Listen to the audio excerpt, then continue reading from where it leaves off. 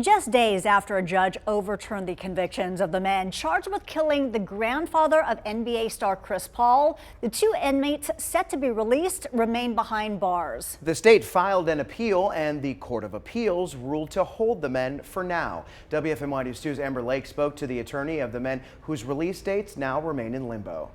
Friday's ruling was supposed to mark the end of a decades-long fight for freedom for 5 men accused and convicted of killing NBA star Chris Paul's grandfather. Instead, their attorney says the state moved quickly to stop that. Celebration quickly turned to anguish for the families of the men known as the Winston-Salem Five. After we got the great news on Friday, it was very short-lived. A judge overturned the men's convictions on Friday. Yesterday, the state filed an appeal and requested a temporary stay. That was granted, keeping brothers Rayshawn Banner and Nathaniel Coffin in prison as the appeal moves forward. It's the pain this is causing. Nathaniel Jones, grandfather of NBA star and Winston-Salem native Chris Paul, was beaten to death in his carport in November of 2002. Brothers Rayshawn Banner and Nathaniel Coffin, then 15 and 14 years old, were convicted of first-degree murder and sentenced to life. They've been in prison ever since.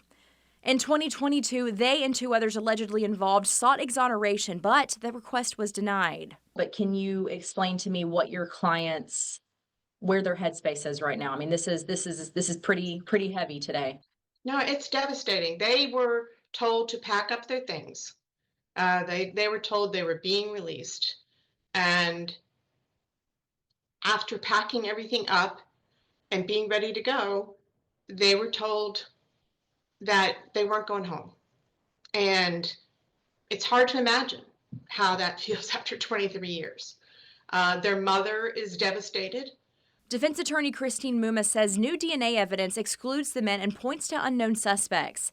She adds that police interrogation practices have changed and their original confessions would now be suppressed in court. This is just a battle in the war that will eventually end with their being completely exonerated.